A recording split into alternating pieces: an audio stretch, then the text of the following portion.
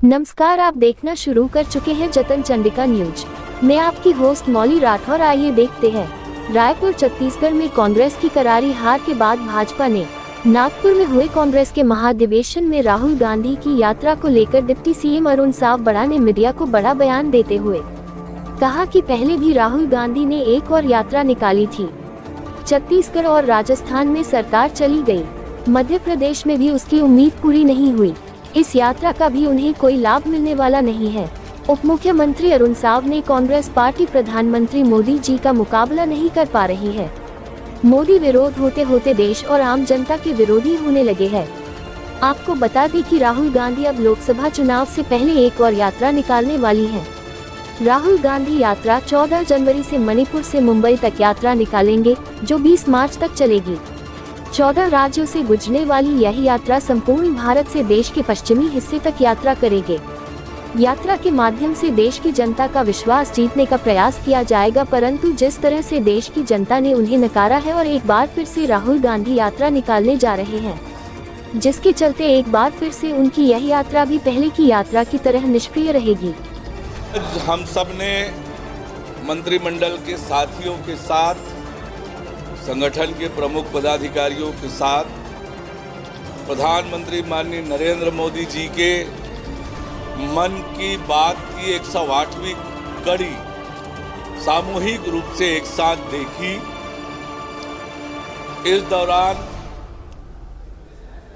प्रदेश में चल रही विभिन्न गतिविधियों पर चर्चा की। विकसित भारत संकल्प यात्रा और संगठन के गतिविधियों पर भी चर्चा हुई है। भारतीय जनता पार्टी के राष्ट्रीय पदाधिकारियों की बैठक में जो निर्णय लिए गए थे, उन निर्णयों की भी चर्चा इस दौरान हमने की है। साथ ही आगामी लोकसभा चुनाव की तैयारियों की चर्चा हम सब ने की है और निश्चित रूप से हम सब ने विकसित भारत संकल्प यात्रा को सफल बनाने, अपनी सहभागिता सुनिश्चित करने, संगठन की गतिविधियों में अपने आप को सहभागी बनाने और लोकसभा चुनाव में पार्टी 11 की 11 लोकसभा सीटें जीते, इसको लेकर चर्चा की है।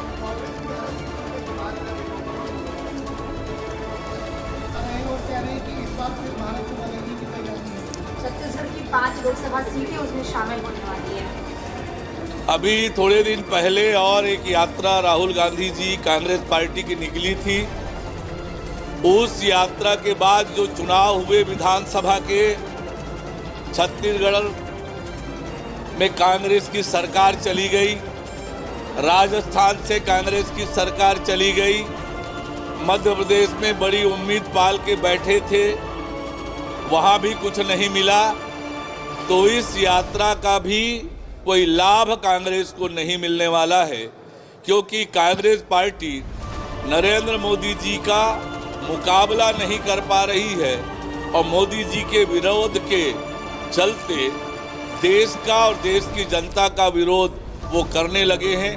देश की जनता ऐसी बातों को पसंद नहीं कर रही है, इसलिए कांग्रेस का कुछ नहीं होने वाला है। वो कितनी यात्रा निकाले।